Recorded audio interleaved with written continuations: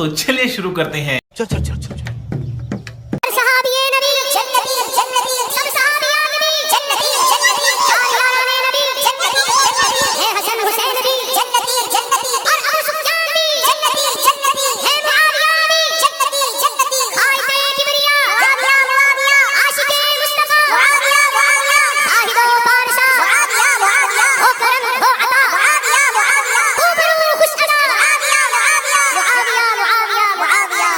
اس طرف واپس ہیں جو میں نے کہا، نبی علیہ السلام نے کہا میرے حوض کوثر پہ لوگ لائے جائیں گے، ٹھیک ہے۔ بخاری مسلم میں باقاعدہ حدیث موجود ہے کہ عرب کے قبائل مرتد ہو گئے حضرت ابوبکر کے دور میں۔ تو مرتد کون ہوتا ہے؟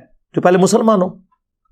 المستدرک للحاکم میں، سنن دارمی میں موجود ہے، نبی علیہ السلام نے آیت تلاوت کی، اذا جاء نصر اللہ والفتح ورأیت الناس يدخلون فی دین اللہ افواجا، کہ اللہ کی مدد آ پہنچی اور تم دیکھ رہے ہو کہ لوگ گروہ در گروہ دین میں داخل ہو رہے ہیں۔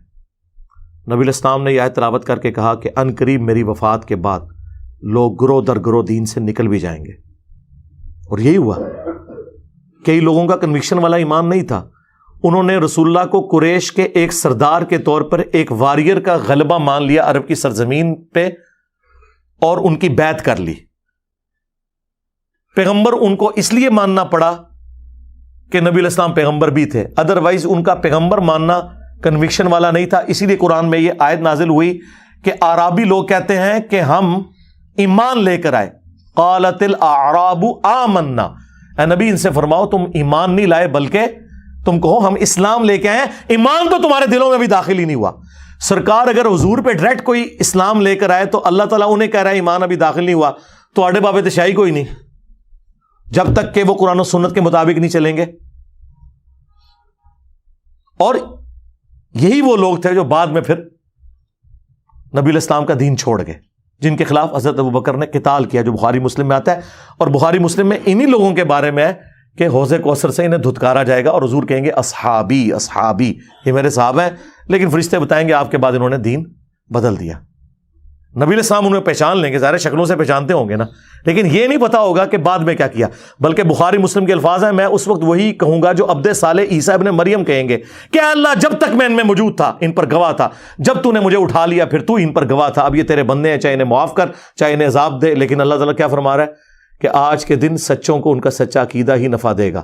سورۃ المائدہ کی آخری آیات حضور نے تلاوت کی کہ جس طرح عیسیٰ ابن مریم اپنے فالورز کے غلط عقائد سے قیامت کے دن اعلان برات کر دیں گے نا، میں بھی کہوں گا کہ یا اللہ جب تک میں ان میں موجود تھا ان پر گواہ تھا، میرے جانے کے بعد جو کچھ انہوں نے کیا یہ خود اپنے اعمال کے جواب دیں۔ اچھا دیکھیں، اللہ کے نبی ایک ایک بات بتا گئے، کیونکہ حضور کو غیبی خبر بتائی گئی تھی۔ اچھا بعض لوگ اس میں یہ بھی کہتے ہیں، دیکھیں آپ کہہ رہے ہیں حضور علیہ السلام کو علم، ہم کب کہتے ہیں جو حضور کا علم غیب نہ مانے وہ کافر ہے، ذہن میں رکھیے گا۔ ہمارا اختلاف یہ ہے کہ جتنا حضور کو بتایا گیا بس آپ نے اتنا ماننا ہے، خود سے کلیم نہیں کرنا ان کے بارے میں۔ تو حضور کو بس اتنا بتایا گیا تھا کہ آپ کے کچھ ساتھی مرتد ہو جائیں گے، یہ نہیں بتایا گیا تھا کون سے۔ جبھی تو آپ قیامت والے دن سب کوئی بلا بلا کے حوض کوثر پہ مشروب پلا رہے ہوں گے، ورنہ حضور کو اگر پہلے ہی پتہ چل جائے تو آپ ہمیں پتہ چل جائے ہم تو کہیں یار دور ہو جا، تو نے تو بعد میں بیڑا غرق کیا ہے، نہ ستوں۔ فرشتے بتائیں گے یا رسول اللہ آپ کے بعد انہوں نے دین سے پیچھے ہٹ گئے تھے۔ تو یہ خبر آپ کو دنیا میں بتائی گئی ہے کہ آپ کے بعد کچھ لوگوں نے کام ڈالنا ہے، لیکن اسی لیے انصار مدینہ کو حضور نے کہا تھا نا، بخاری مسلم میں حدیث ہے، انصار مدینہ میں تمہارے گھروں میں فتنے ایسے اترتے ہوئے دیکھ رہا ہوں جیسے آسمان سے بارش،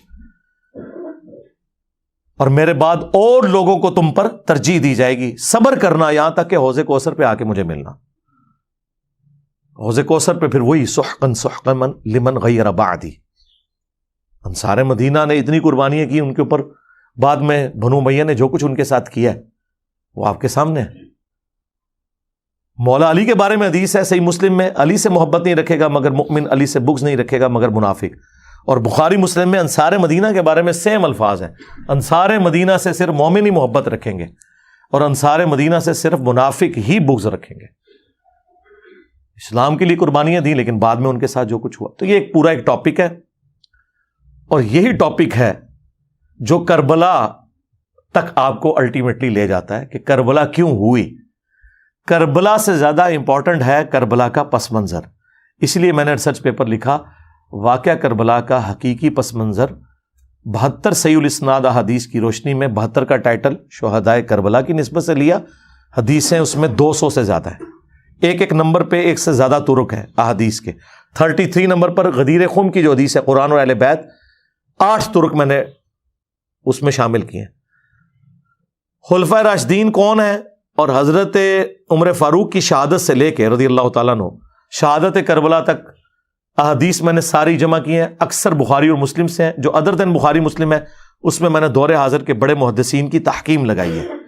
شیخ البانی کی, شیخ زبیر علی زئی کی, شیخ شعیب ارناؤت کی, سلیم اسد صاحب کی اور لوگوں کی.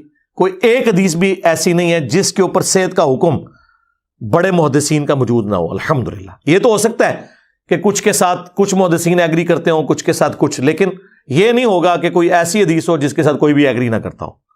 تو جس کا اعتماد جس کے اوپر, اور اکثر حدیث تو بخاری مسلم سے, میں تو کہتا ہوں ایک حدیث ہی کافی ہے. وَيْحَ عَمَّارٍ تَقْتُلُهُ الْفِئَةُ الْبَاغِيَةُ يَدْعُوهُمْ إِلَى اللَّهِ وَيَدْعُونَهُ إِلَى النَّارِ.